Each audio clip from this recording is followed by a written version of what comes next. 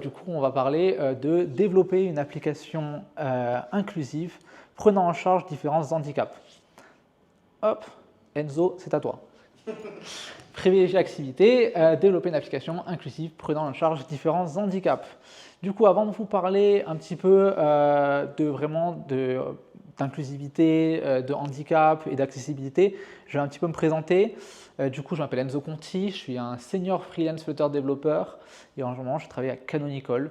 Donc Canonical, c'est Ubuntu pour ceux qui ne savent pas. Voilà. Et je le dis parce que tout le monde connaît Microsoft, mais personne ne connaît Canonical, c'est triste. Et mes petits réseaux, si jamais vous voulez m'envoyer vos questions ou juste me suivre pour X ou Y raison. Et du coup, je suis très actif dans la communauté Flutter aussi. Donc aujourd'hui, on va parler un petit peu de Flutter, mais principalement, surtout, d'accessibilité. C'est quoi le planning du coup? Déjà, on va voir un petit peu ce que c'est l'accessibilité. On va voir ensuite qu'est-ce qu'on entend par handicap, parce que les handicaps, c'est super long et large. Il y a différents degrés de handicap, différentes formes de handicap.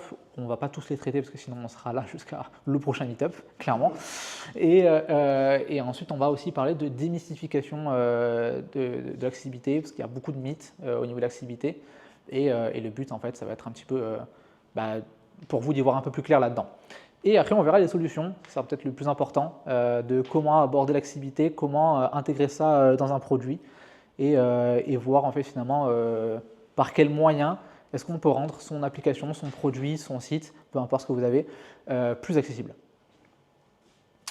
Ok, alors déjà l'accessibilité. Qui c'est ici qui n'a aucune idée de ce que c'est l'accessibilité? Non, personne? Tout le monde connaît? Parfait. Ok, on a que des experts. Il n'y a pas de souci. Ça veut pas dire expert. Ça veut dire personne ne connaît, d'accord, très bien. Pour ceux qui connaissent vraiment pas, on a une petite description ici que j'ai récupérée de Wikipédia. Du coup, l'accessibilité, ça veut dire qu'on rend accessibles les contenus et les services par les personnes handicapées et plus généralement par tout l'utilisateur. Donc ça, c'est la description de Wikipédia. Il y a quand même quelques trucs qui sont intéressants dans cette phrase-là. C'est-à-dire qu'on rend le contenu accessible pour les personnes handicapées, mais pas que. C'est plus généralement pour tout l'utilisateur. Du coup, ça veut dire qu'on peut parler d'accessibilité sans pour autant prendre en charge spécifiquement un handicap ou un autre. On peut dire on va parler d'accessibilité et rendre du coup notre application simplement plus ergonomique, plus facile d'utilisation. Alors, pourquoi est-ce qu'on s'en préoccuperait? Ça, c'est une très très bonne question. Pourquoi est-ce qu'on fait l'accessibilité? Pourquoi? Il y a un truc qui est super important, c'est ce chiffre-là, de 15%. 15%, en fait, c'est le nombre de personnes dans le monde qui ont une quelconque déficience ou un handicap. Donc ça veut dire qu'en gros, il y a 15% de la population dans le monde, sur les 8 milliards, 7 milliards, quelque chose qu'on est, qui sont reconnus comme étant handicapés d'une façon ou d'une autre. Et donc du coup, ça veut dire que c'est super important parce que si vous ne prenez pas en charge l'accessibilité, vous perdez aussi du coup 15% de vos utilisateurs. Déjà, ça c'est un bon point, c'est quand même sympa, ça peut être sympa. Mais plus que ça, si ça ne vous a pas motivé assez de vous dire ouais, 15% d'utilisateurs, moi je m'en sors déjà très bien, je vais continuer sur mes 85 restants, 85% restants. J'ai une autre motivation pour vous qui est peut-être un peu plus compliquée. Donc, qui peut me dire quel magnifique drapeau est-ce que c'est? Bon, ici, c'est pas trop compliqué. Quand j'ai présenté à Londres, c'était un peu plus compliqué récemment. Du coup, en fait, il y a l'Union européenne. L'Union européenne, elle a fait un truc qui s'appelle le European Accessibility Act. Et en gros, c'est une directive pour rendre en gros plus accessible l'ensemble des produits sur le territoire européen. Qu'est-ce que ça veut dire globalement? Ça veut dire que globalement, en fait, d'ici 2025, pour tous les nouveaux produits, ça est déjà signé, donc il y a plus de, c'est comme ça, c'est fini. Mais pour tous les nouveaux produits, en fait, dès 2025, ils devront être accessibles. Ils devront sortir avec l'accessibilité qui est déjà mise en place. Si ce n'est pas le cas, du coup, je ne sais pas ce que l'Union européenne a décidé là-dessus, c'est pas encore décidé ça, mais probablement, suivant la grosseur de la société, suivant la taille, suivant le nombre d'utilisateurs que vous impactez, etc., probablement des petites amendes, des petites choses comme ça, on verra. Et d'ici 2030, vous avez pour tous les produits legacy. Donc c'est super important, ça veut dire qu'en gros, pour tout ce qui est par exemple application de téléphone, tout ce qui va être site internet, etc., vous avez jusqu'à 2025, si c'est un nouveau produit, si c'est un nouveau site, si c'est un nouveau quelque chose comme ça, vous avez jusqu'à 2025 pour les rendre accessibles. Si vous travaillez par exemple avec des distributeurs de billets, des boards de cinéma, des choses comme ça, etc., vous avez jusqu'à 2030. Si vous l'avez déjà, si c'est un business qui est déjà mis en place. Si vous ouvrez, je sais pas, votre cinéma en 2026, il faudra que ça soit accessible dès le jour J. Donc en gros, en fait, on se bat un peu contre une bombe à retardement. On a une deadline que l'Union européenne nous fixe. Et en gros, on a 2 ans, enfin 1 an et quelques, je ne sais pas, 1 an, ou 5, ou 6 plutôt, grand maximum pour nous mettre à l'activité. Donc ça, c'était le EAA, European Accessibility Act. Et du coup, maintenant, en fait, on a 2 choix. Soit on attend 2025 pour s'intéresser à l'activité. On attend, on se dit ouais, j'ai pas trop envie d'y toucher, ça fait un peu peur, j'ai pas trop envie de savoir comment ça marche et puis ça m'embête, etc. Soit on s'y met maintenant et on devient un leader de l'activité dès aujourd'hui. Et ça, c'est peut-être le meilleur choix à faire. En tout cas, c'est le choix que je vais vous présenter un peu aujourd'hui. Je ne vais pas vous dire bon, attendez, vous verrez, on verra bien comment ça se passe. Du coup, maintenant qu'on sait ce que c'est l'accessibilité, on va un petit peu parler des formes de handicap. Donc, il y a 3 principales familles de handicap, en tout cas sur celles que je vais recenser. On aura du coup les handicaps sensoriaux, les handicaps sensoriels, j'avais bien écrit, c'est moi qui... voilà. Du coup, qui vont représenter du coup, les non-voyants, les malvoyants, les non-entendants et les malentendants principalement. Et après, on va voir les handicaps cognitifs, qui eux vont être un petit peu tout ce qui va être lié à la dyslexie, à l'hyperactivité, le trouble des déficits d'attention. Et en dernier, on va voir les handicaps de mobilité, donc ce qui va être ce qu'on appelle les PMR, personnes à mobilité réduite, personnalité ça marche aussi, et tout ce qui est handicap temporaire. Donc quand on dit handicap temporaire, c'est par exemple, je sais pas, vous vous cassez les 2 bras, vous avez fait du ski, ok, mais demain, je sais pas, vous devez utiliser votre téléphone, vous faites comment? Là, il y a Siri, mais c'est bien, mais c'est pas forcément une forme d'accessibilité pour autant. Du coup, on a vu ce que les formes de handicap et on va parler de démystification d'accessibilité. Je vous dis, les slides vont très très vite, sauf la 4e partie, parce que là, on va parler de solutions, ce sera un peu plus compliqué, un peu plus technique. Déjà, qui c'est qui est pas convaincu peut-être de l'accessibilité parmi vous? Qui c'est qui vous dit, enfin peut-être qu'il y a des gens qui se disent, l'accessibilité, je suis venu aujourd'hui, mais c'est plus pour un aspect genre je vais regarder ce qu'on me dit, mais j'y crois pas trop en fait. Non? Vous y croyez tous? Toi, tu y crois pas? J'ai du mal à y croire, Kevin. J'ai du mal à y croire. Ok. Et en fait, il y a quelques mensonges sur l'accessibilité. Le premier, en fait, c'est ce que je pitch typiquement à des clients lorsque j'en fais un petit peu en fait ma façon d'être aussi de l'accessibilité. C'est-à-dire qu'en gros, typiquement, quand j'ai des missions, j'essaie un peu de pousser l'accessibilité sur des applications que je développe ou des produits sur lesquels je travaille. Et lorsque j'en parle, des fois, du coup, avec les personnes qui prennent les décisions, qui me disent OK, on a tel budget pour l'accessibilité ou OK, on n'a pas de budget pour l'accessibilité, généralement, j'entends un petit peu ces petites phrases qui ne sont pas des phrases de trigger, mais presque, on va dire. C'est des phrases un petit peu des excuses, on va dire, entre parenthèses. Du coup, en fait, on nous dit c'est seulement pour quelques utilisateurs, donc c'est pas très grave, on va les oublier, on va les mettre dans le placard et puis on va s'occuper des autres. Faut savoir qu'en fait, c'est totalement faux, puisque du coup, 15% de la population, ça fait 1,183 milliard, et du coup, ça fait plus que l'entièreté de l'Europe et des USA. Donc, si jamais vous vous êtes dit, c'est quelques utilisateurs, sachez que c'est plus gros que les 2 plus gros marchés, enfin, les 2 plus gros marchés au niveau des applications mobiles, en tout cas, pour les sites, j'en sais rien, mais voilà. Il y a aussi un truc qui se dit, souvent j'ai entendu dire ouais mais l'accessibilité ça rend le produit plus cher à développer parce que tu vas passer plus de temps à développer des features, etc. Et du coup en fait ça va revenir plus cher. C'est aussi faux en fait, parce que ça ne doit juste pas être pensé après. En fait tu ne dois pas te dire ah ouais l'accessibilité on le fera mais quand on aura le produit qui fonctionnera entièrement déjà. Parce qu'à ce moment-là oui c'est plus compliqué parce que peut-être qu'on a fait des choix qui correspondaient à ce qu'on voulait avoir pour un produit fini, mais qui ne correspondent pas en fait, à des choix d'accessibilité, de logique accessibilité. Du coup, en fait, si on met l'accessibilité dès le départ et qu'on commence à implémenter l'accessibilité dès la première ligne de code qu'on écrit, ben en fait, ça ne coûte pas plus cher honnêtement. Un des autres trucs qu'on nous dit souvent, c'est mon produit est trop compliqué pour être accessible. Ça m'est arrivé plusieurs fois. Je travaille avec des banques. On connaît à peu près tous ceux qui font du Flutter à Bordeaux, une banque. Et on m'ont dit, ouais, mon produit, il est trop compliqué pour être accessible. Et bien en fait, c'est totalement faux. En fait, ton produit, il est juste mal conçu. Je vais être très clair. C'est juste que si tu n'arrives pas à rendre ton produit accessible, c'est juste qu'il est mal conçu. C'est juste que tu as fait les mauvais choix et que tu essaies d'avancer dans tes mauvais choix, trouver des solutions. Et comme a dit Kevin, en fait, tu fais des monkey patch.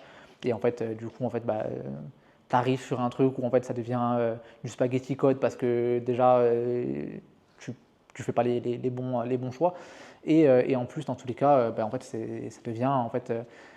ça devient que personne ne veut travailler dessus à la fin. Et en fait, ton produit n'avance pas. Et du coup, à la fin, il est juste mal conçu et ça devient limite plus facile en fait, de rayer un component et de le réécrire plutôt en fait, que d'essayer de le rendre accessible à un moment. Un autre truc qu'on me dit aussi souvent, c'est que pour avoir un produit accessible, il faut qu'il soit moche. Et si on se fie globalement à ce qui est gouvernemental, oui. Globalement, oui, on ne va pas se mentir. Pour avoir quelque chose d'accessible, il faut être moche. Mais c'est super faux. Pour ça, j'ai un très très bon exemple. Ça, c'est le logo d'Amazon. Et ça, c'est la page de Amazon. Donc le logo date de 1998 et la page date de 2005.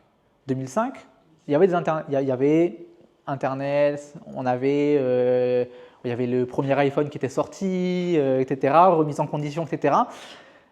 Cette page est horrible. Cette page est horrible. Pour vous donner un point de vue, donc ça c'était du coup Amazon en 2005. Avec le logo de 98, le logo je l'ai pris, du coup ça ne matche pas, mais le logo en fait il est plus là pour vous dire, vous voyez qu'en fait il n'est pas forcément très lisible, on reconnaît en fait le A, mais ce n'est pas simple. Pour quelqu'un qui aurait un déficit visuel ou quelque chose comme ça, ce serait beaucoup plus compliqué de se fixer là-dessus. Et du coup aujourd'hui on a Amazon. Amazon, très très simple, extrêmement facile à lire le logo, extrêmement facile à comprendre en fait qu'est-ce qui est scrollable, qu'est-ce qui n'est pas scrollable, comment en fait on se déplace sur ce site. Pourtant c'est l'exact même site. Et je dirais que objectivement, d'après mes goûts, cette version-là est bien plus jolie que la version qu'on a vue juste avant de 2005. Alors les standards ont changé bien sûr, mais ça reste que Amazon est un site qui est extrêmement accessible, parce que c'est dans leur but aussi. Voilà. Et pour autant, leur site n'est pas moche. Ok, on a démystifié un petit peu l'accessibilité, maintenant si on voyait un petit peu les solutions. Alors qu'est-ce qu'on a comme solution ? Je vais vous présenter un package, c'est faux. Il n'y a pas de solution unique, donc il n'y a pas une seule solution. Je ne pourrais pas vous dire, voilà, vous importez telle petite dépendance, tel petit truc, vous faites peut-être petite ligne et tout fonctionne. C'est malheureux, ça ne marche pas comme ça, ça ne marche pas encore comme ça du moins. Et du coup, il n'y a pas de solution unique, mais il y a un ensemble de solutions, un petit peu plein de tips, plein de petites astuces qui vont vous permettre en fait, de rendre un produit accessible. Donc, on va aller en sub-catégories plus ou moins, et on va du coup aller voir déjà les non-voyants et les malvoyants, et on va voir un petit peu ce qui est faisable pour eux.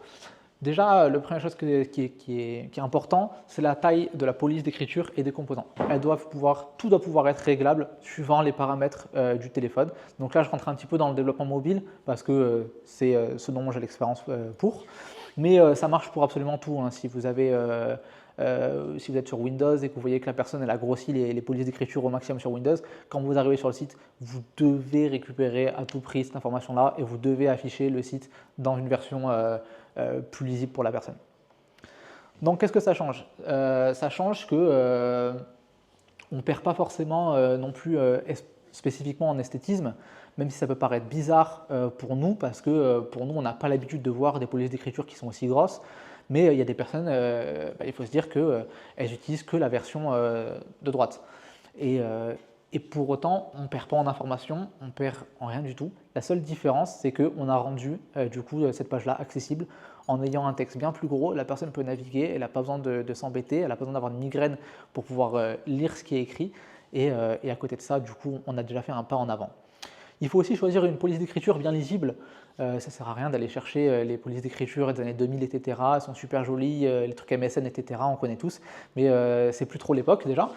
Et du coup, ce que je vous conseillerais, c'est de rester sur des polices style Arial, Calibri, San Francisco, Google Sans, parce que c'est des polices qui sont extrêmement accessibles, que tout le monde a lieu de pouvoir lire.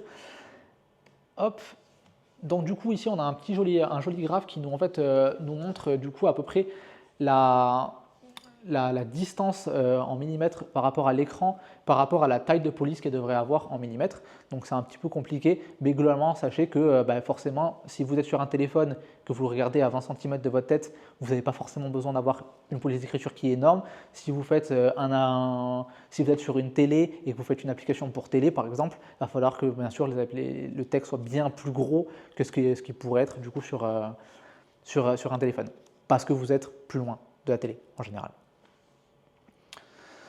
On a aussi du coup le contenu de ratio, le contenu avec un ratio de contraste 4.5 sur 1. Alors qu'est-ce que ça veut dire? C'est un truc un peu compliqué. Tout ça pour vous dire qu'en gros, il y a des choses qui sont lisibles et des choses qui ne le sont pas. Typiquement ici, on a un score de 8.5 avec colors.co si en fait on a un texte plus ou moins noir avec un background plus ou moins bleu. Imaginez maintenant, on a tous été sur un site où le texte il est en gris et vous êtes sur un background noir et vous êtes un petit peu en mode genre mais qu'est-ce qu'il écrit, je comprends pas, etc. etc. Ça nous est tous arrivé. Et généralement, si ça vous arrive à vous, dites-vous que pour quelqu'un qui a des problèmes visuels, c'est encore plus horrible et il n'est juste même pas capable de savoir qu'il y a un texte en général. Donc qu'est-ce que je vous ai parlé? Je vous ai parlé de 4.5 sur 1. Qu'est-ce que ça veut dire? On a un site qui s'appelle webaim.org qui est du coup c'est Mozilla, sachez-le.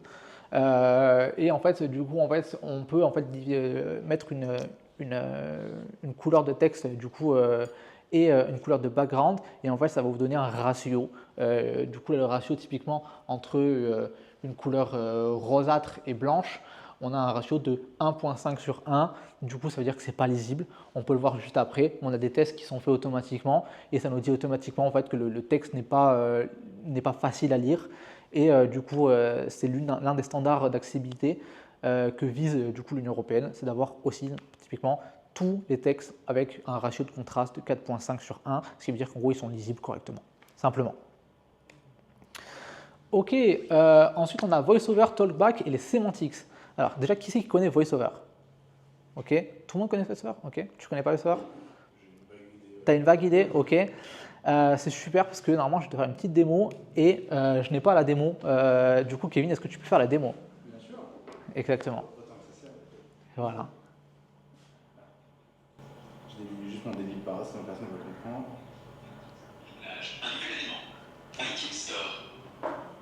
En fait, ce qui se passe, c'est que pour que le carte d'écran VoiceOver fonctionne, en fait, il y a une gestuelle qui a été retravaillée sur le téléphone, ce qui fait que je vais faire des actions de balayage, donc soit un swipe vers la gauche, soit un swipe vers la droite, et je vais me déplacer d'élément en élément. Par exemple, là, je vais directement taper en haut à gauche, à droite. Charge de la batterie, 87%, aucune recharge en cours. Élément de la barre d'état. Est-ce qu'avec ce débit-là, vous avez compris en soi? Oui, oui. Ouais, c'est bon. Ok, voilà. Donc en fait, moi, je vais pouvoir swiper, me déplacer en fait aux endroits et faire une action de double tap pour valider l'action sur laquelle je suis. Aucune recharge en cours. Voilà. Mais globalement, en fait, VoiceOver, comme a dit Kevin, ça va être un petit peu en fait le fait de transformer notre téléphone simplement en fait finalement en un pavé tactile qui va nous renvoyer des informations audio. Donc globalement, on a un certain nombre de possibilités avec ça. On peut soit balayer sur la droite, balayer sur la gauche. Donc en fait, on passe d'éléments précédents à éléments suivants. Et sinon, on peut taper aussi du coup sur un élément spécifique et à ce moment-là, ça va directement sur l'élément spécifique. Et pareil, pour valider, par exemple, on va faire un double tap n'importe où sur l'écran et ça va valider l'élément qui est déjà sélectionné. Donc ça, c'est super important. Ça permet du coup, par exemple, aux personnes non-voyantes de pouvoir utiliser du coup, leur téléphone. Ça marche du coup sur Android et sur iOS. Ça ajoute des noms différents. Sur iOS, ça sera VoiceOver. Sur Android, ça s'appellera TalkBack. mais ça fonctionne exactement de la même manière. Du coup, en fait, le principe, c'est que ces deux systèmes, ça permet vraiment de genre, lire le contenu à l'écran. Donc, si vous passez sur un texte, ça lit le texte. Si vous passez sur un bouton, ça va vous lire le bouton, ça va vous lire le texte du bouton et ça va vous dire comme quoi c'est un bouton. Et en fait, vous pouvez interagir de cette façon-là avec l'entièreté du système sur lequel vous êtes, en fait. Alors, tac, tac, tac. C'est facile à mettre en place du coup? Ouais, c'est pas en fait, c'est mis en place de base sur iOS. C'est-à-dire en gros, c'est une option que tu actives sur ton téléphone. Et comment il sait ce qu'il doit l'activer? Et là, justement, on arrive sur les sémantiques. Et là, les sémantiques, c'est là où c'est un peu plus compliqué. Et c'est au boulot du développeur de les mettre en place correctement. Donc, qu'est-ce que ça veut dire? Les sémantiques, en fait, ça va permettre en fait, de décrire un ou plusieurs composants de votre interface utilisateur.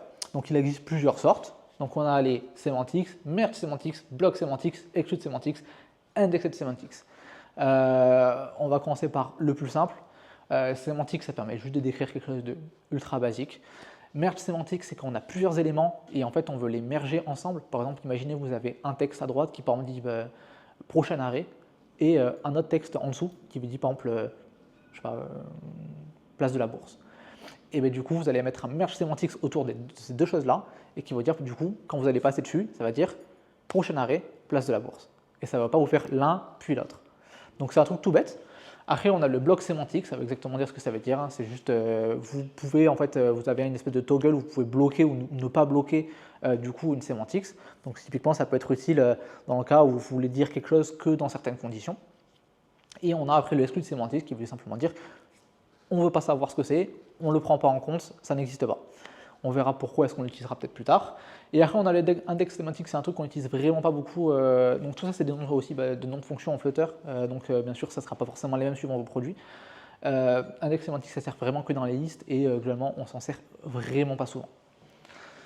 Ok, maintenant qu'on a vu un petit peu ce que c'est sémantique, je voulais juste, parce que ça peut être encore un peu flou, c'est un petit peu de cette façon-là en fait, qu'on va le définir par exemple en Flutter. Donc ici on va avoir du coup un widget, on appelle ça des widgets mais c'est des composants classiques, vous pouvez appeler ça des composants, des widgets, peu importe. Donc on a un icon button, donc c'est un bouton classique, on voit qu'il a une petite icône de delete, donc c'est une icône de poubelle, très bien, et il a une action, super. Mais moi quand je passe dessus, par exemple, ça va peut-être me dire, sur mon bouton, quand je vais passer dessus, il n'y a pas de texte. Du coup, ce qu'il va me dire, il va me dire icône. Il va me dire icône poubelle. Et c'est tout. Mais il ne sait pas non plus que c'est un bouton de base. Du coup, il va falloir que je lui indique comme quoi c'est un bouton, il est activé, donc actuellement on peut appuyer dessus, et mon label. Bon, mon label, je l'ai appelé ma super description, mais ça aurait été plus judicieux de l'appeler bouton delete, bouton supprimé.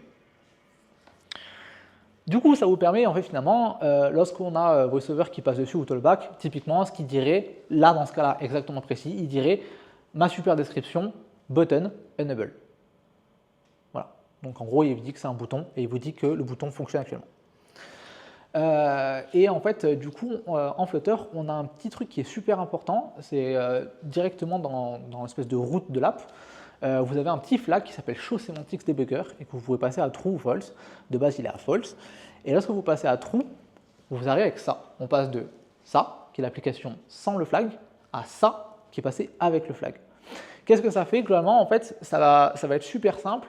Et en fait, il va juste vous afficher comment est-ce que VoiceOver rend les semantics. Donc en gros, en fait, typiquement, ce qu'on voit, c'est que par exemple ici, on a un bouton accessibilité. Ici, en fait, il va dire Accessibility. Donc, quand VoiceOver va passer dessus, il va dire Accessibility Button. Il n'y a pas de souci. Jusque-là, il n'y a pas de souci. Mais on voit qu'en fait, il y a quelques problèmes. Ici, cette application-là, au milieu, les trois sont la même application, hein, mais à différents stades. Ici, c'est l'application juste pour les personnes qui n'ont pas de déficience visuelle, donc il n'y a aucun souci avec. Elles peuvent juste faire leur vie, entre parenthèses. Ici, on a l'application avec les sémantiques qui sont déjà appliquées de base, parce qu'il y a un certain niveau de sémantiques qui sont appliquées de base par le système, mais qui n'ont pas été optimisées du tout et qui n'ont pas été du coup retravaillées. Et en dernier, on a la version clean, entre parenthèses, la version qui va vous expliquer finalement la façon la plus simple d'être lue pour VoiceOver et la façon la plus utile pour du coup les personnes qui sont en déficit visuel. Qu'est-ce qu'on voit de différence? Typiquement, on a ce petit carré-là. Ce petit carré-là, c'est cette petite icône ici. Ici, en fait, on n'a pas du tout envie de l'avoir parce qu'une personne qui est en déficience visuelle ou qui est malvoyante, en fait, elle s'en fiche qu'il y ait une icône. Elle s'en fiche, ça ne l'intéresse pas de savoir qu'il y a une icône, puisque c'est que visuel. Du coup, en fait, ce qu'on va faire, c'est qu'on va du coup mettre un exclude semantics, juste comme on a dit juste avant, et en fait, ça va le virer complètement. Et du coup, la prochaine fois qu'on rend l'application, et bien du coup, en fait, on n'a plus ce petit carré-là. Du coup, on passe plus dessus, et du coup, on passe directement d'un élément à un autre, et on passe plus dessus. Ici, on a un petit bouton ici aussi. Avant, il était juste considéré comme un bouton, mais il n'y avait pas de description. On le voit après, on a un scan d'un QR code. Et on a différentes autres choses dans ce style-là. Donc, tout ça, ça va en fait nous permettre d'optimiser les semantics, donc du coup d'optimiser en fait VoiceOver ou Talkback de façon à avoir du coup une façon de lire et de lire du coup l'application de façon plus fluide, de façon à ce qu'on ait moins de problèmes pour les personnes qui sont en malvoyants. Ok, et après on a les rappels sensoriels.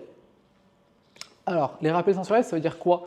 Ça veut dire que c'est super, mais on a un petit problème entre ces deux choses-là.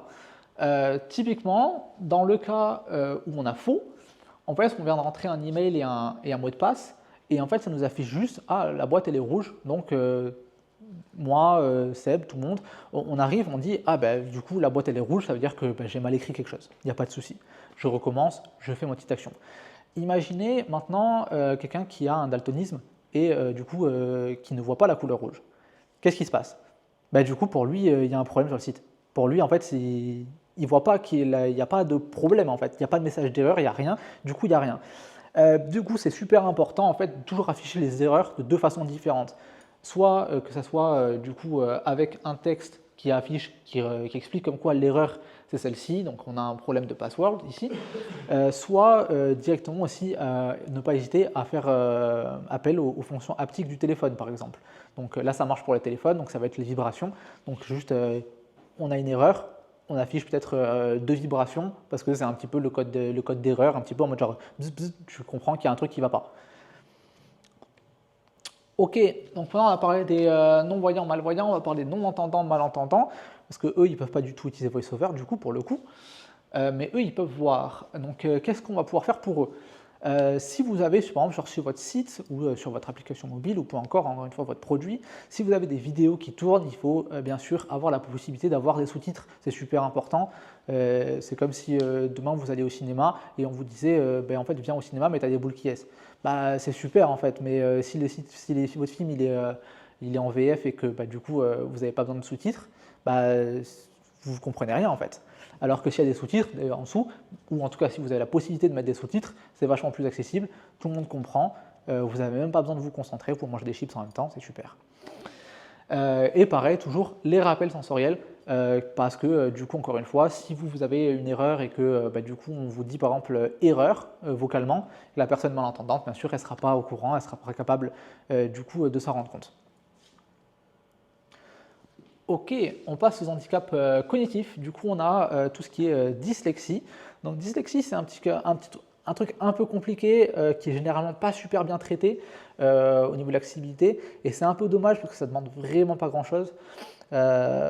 Globalement, il y a des polices d'écriture qui sont faites un petit peu pour les personnes dyslexiques. Ici, je vous affiche Open Dyslexic. Et en fait, ça, c'est un peu... il y a des gens qui trouvent que ça les aide, il y a des gens qui trouvent que ça les aide pas, mais c'est le genre de petits toggles que vous pouvez mettre dans vos settings, dans vos réglages. Vous faites une application, vous faites un produit, vous dites par exemple genre, afficher les textes en mode dyslexique, vous changez la police d'écriture, ça vous a pris 20 lignes, et à côté de ça, vous avez une option d'accessibilité qui est super rapide à faire. Donc il en existe d'autres, il existe Arabic Dyslexia et Open Dyslexic qui est là. C'est les principales, on va dire. Encore une fois, il y a des dyslexiques qui disent que ça les aide, des dyslexiques qui disent que ça les aide pas, mais c'est toujours une option qui est facile à mettre en place et qui peut toujours aider. Après, on va traiter les deux derniers ensemble. Donc on a l'hyperactivité, les troubles difficiles de l'attention. Même si ce n'est pas exactement la même chose, on va les traiter ensemble dans un souci de facilité parce que sinon encore on y est encore jusqu'au prochain meet-up. Oui, du coup en fait ce qu'on va vouloir avoir, ça va être des interfaces assez épurées. On va essayer d'éviter en fait d'avoir plein de trucs qui viennent, etc., parce que du coup, la personne, elle va passer à autre chose, elle va juste pas pouvoir se concentrer sur le processus, sur toutes les inscriptions, etc., éviter du coup les grandes animations, les trucs, les machins, etc. On évite bien sûr les chargements longs autant que possible, c'est-à-dire que du coup, on a tous eu ce problème-là où au moins une fois, on est arrivé sur nos mails et là, on arrive et en fait, on voit le petit truc qui arrive et ça tourne et en fait, il se passe quoi? Il se passe rien. Donc là, pour les mails, bon, c'est un truc un peu spécifique parce que du coup, ils cherchent les mails en bulk, genre de façon, ils en récupèrent 50, 100 d'un coup. Mais ce qui serait peut-être plus judicieux dans ce cas-là, ce serait d'afficher, en fait, de récupérer les mails un à un et de les afficher un à un. Et du coup, en fait, ou lors de récupérer, une fois qu'on a affiché tous nos mails, de les récupérer en arrière-plan, les mails prochains, etc., au cas où que la personne elle aille scroller et qu'on n'ait pas à nouveau cet effet-là en fait, de chargement. Et du coup, on peut aussi parler d'épilepsie, même si ce n'est pas écrit dans mes slides.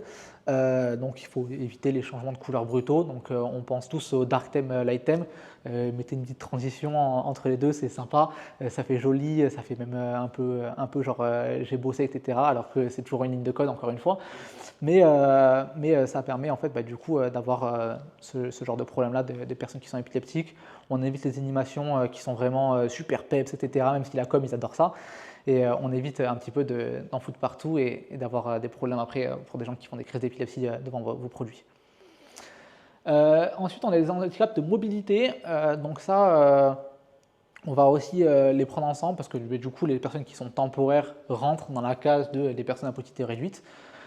Et Et du coup, en fait, ce qu'on va faire pour eux, c'est qu'en fait, on va avoir du coup des boutons et les UX faciles d'accès. Qu'est-ce que je veux dire par là? Ce que je veux dire par là, c'est qu'en fait, on a appris cette chose-là. Imaginez, on arrive, on a ce cas-là, et je ne sais pas, par exemple, vous êtes cassé le bras, ou vous n'avez qu'un seul bras, ou peu importe, et là, vous devez aller chercher le bouton qui est tout en haut là-bas, etc. C'est vachement facile, vous faites tomber votre téléphone, vous avez perdu 1200 €, c'est super sympa. Mais plus que ça, c'est juste pas pratique, c'est pas une bonne pratique. Il y a des gens qui ont des mains courtes et des gens qui ont des mains longues. On essaie d'avoir des boutons là où ils sont le plus facile d'accès. C'est pour ça qu'en général, on a ces petits boutons-là qui sont genre super proches du bord de l'écran. Vous avez juste à plier votre doigt et vous l'avez directement en bas de l'écran. Donc il faut faire attention quand vous essayez d'afficher un petit peu sur toute la bordure haute de l'écran. Essayez d'éviter d'avoir des boutons là-bas, ou si c'est des boutons, peut-être d'avoir une autre manière d'accéder. Typiquement, lorsqu'on a des processus d'inscription, on a souvent le petit bouton Next en haut, qui vous permet en fait, de passer à l'écran suivant et qui vous dit, par exemple, on vous demande votre nom, votre âge, et après on vous demande, j'en sais rien, où est-ce que vous êtes né ou que ce soit. Et bien, au lieu d'appuyer sur le bouton Next qui est juste en haut, en fait, permettre juste que la page elle soit scrollable et que vous pouvez juste slider d'une page à une autre et en fait d'afficher du coup la page suivante. Donc ça c'est super, c'est encore des choses, c'est des petits détails, mais ça reste de l'UI, de l'UX. C'est donc ça dont je parlais au niveau des choses qui peuvent être mal conçues de base et qui sont après difficiles à prendre en charge, enfin à changer une fois que ça a été fait.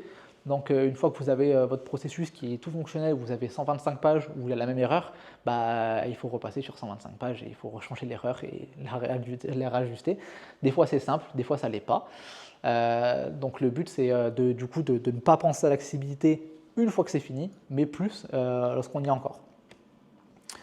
Ok, du coup on a aussi la cartographie adaptée. Typiquement, là je suis en train de travailler avec des clients qui sont un partenaire des JO. Et du coup, en fait, eux, ils ont un petit souci. C'est que c'est super bien, tout le monde est habitué à Google Maps, mais du coup, en fait, il y a des gens qui ne peuvent pas utiliser Google Maps. Parce qu'il y a des gens, en fait, ils ont des troubles cognitifs, et pour eux, typiquement, utiliser Google Maps, c'est un problème. Et du coup, pour contrer ça, en fait, on a fait un petit peu un système D Google Maps où on récupère les informations de trajet de Google Maps et après, en fait, on va juste lui afficher une flèche avec le GPS et on va dire vas-y, tu continues, tu suis la flèche. Tu suis la flèche, il n'y a pas de souci. C'est comme une chasse au trésor. Tu as peut-être dit, par exemple, avance 5 mètres. Au bout de quand tu as fait tes 5 mètres, le téléphone il va détecter que tu as fait 5 mètres et il te dit nouvelle flèche. Maintenant, tu vas à droite et tu continues 100 mètres et tu fais ta vie, etc. Le but, en fait, ça va être de changer ça parce que, du coup, encore une fois, sur Google Maps, on a plein d'informations. Maintenant, en plus, on a les restos, les machins, les trucs, etc. Toutes ces choses-là qui ne nous intéressent pas forcément dans le cadre, effectivement, d'une personne par exemple qui serait en déficience cognitive et qui serait aussi apte, je ne sais pas, qui aurait peut-être un trouble de la concentration. On a aussi mon préféré, un truc que là tout le monde peut faire. Vous n'avez même pas besoin d'être rien du tout en activité. Un truc que normalement vous faites déjà actuellement, j'espère. Ce qui s'appelle l'accessibilité territoriale. Ok. Qui c'est qui peut me dire quel logo est-ce que c'est? Facebook. C'est Facebook. Ok. C'est super simple. C'est Facebook en effet. Qui c'est qui peut me dire ce que c'est que ce logo? C'est l'application Facebook, mais qu'est-ce que c'est que ce logo? C'est pas l'application Facebook. Ouais, mais du coup, c'est pas l'application. Non, vous l'avez pas? C'est Facebook Lite. Facebook Lite, c'est quoi? C'est une application qui est sur les stores depuis un sacré paquet d'années. Et en fait, c'est fait par Facebook. Hein. C'est pas un autre gars qui fait ça, un scam, etc., etc. Non, non. La seule différence, c'est que, en gros, on est là. On a Facebook qui est ici, ça fait 75 MB à télécharger. Il vous faut Android 11 minimum pour installer Facebook. Et vous avez de l'autre côté Facebook Lite qui fait 2 MB à télécharger et qui demande juste Android 8. Pourquoi? Parce qu'en fait, on a des endroits, nous on est bien, on est à Bordeaux, on a la 5G, tout va bien, mais il y a des endroits dans le monde où du coup votre application elle est susceptible d'aller, ou votre produit est susceptible d'aller, et en fait, du coup, Internet ça passe pas super bien quoi. Du coup, ou alors que simplement les forfaits Internet ça coûte juste une blinde par rapport au pays. Du coup, ce qu'on veut faire, c'est qu'en fait, on veut du coup à tout prix réduire au maximum en fait la taille du coup de ce qu'on livre. Donc que ce soit sur un site, on évite de mettre du jQuery, si on n'utilise pas du jQuery, on évite de mettre une photo, de charger une photo en format 6K et les poussières si finalement en fait c'est pour l'afficher en tout petit dans un coin. Et en fait on essaie en fait juste en fait de réduire notre empreinte au maximum de façon à ce que du coup c'est super bien, les gens ils peuvent l'utiliser partout et les gens qui sont sur cette application là, si vous le faites déjà, ils seront super contents, ça charge plus rapidement, même quand ils sont je sais pas où dans les montagnes ou quoi, ça charge rapidement, c'est bien, tout fonctionne bien. Donc le but en fait c'est un petit peu du coup d'avoir cette mentalité là, normalement j'espère que vous l'avez à peu près tous, juste d'optimiser les choses à son maximum et de ne pas rester sur le fait de charge une image à 7 mégas, c'est pas grand chose, c'est pas grave. Oui, pour nous, c'est pas très grave, mais pour d'autres, c'est peut-être un peu plus chiant. Voilà. Si vous voulez aller plus loin, il y a quelques recommandations sur du Flutter spécifiquement. Il y a après tout ça. Il y a l'ETSI EN 301 549, c'est un nom super barbare, mais c'est ça le European Act. Si vous voulez le lire, il fait 300 pages. Je ne vous le conseille pas. C'est pas forcément une super bonne lecture. Après, on a la page de documentation de Flutter et plein d'autres choses. On a Rebel App Studio qui ont fait un framework spécifiquement pour toute accessibilité qui est un peu sympa. Je ne vais pas parler, mais par exemple, sur tous les boutons, ils doivent faire au moins 48 pixels par 48 pixels parce que sinon, avec ton doigt, c'est pas forcément facile de taper sur un truc super précis de 10 pixels sur 10 pixels. Donc, eux, ils gèrent un peu tout ça, etc. Il y a plein d'autres choses. Et après, il y a tout un autre tas de choses pour plein d'autres technos si jamais vous voulez renseigner sur l'accessibilité. Et c'est à peu près tout. Voilà. Est-ce qu'il y a des questions particulières?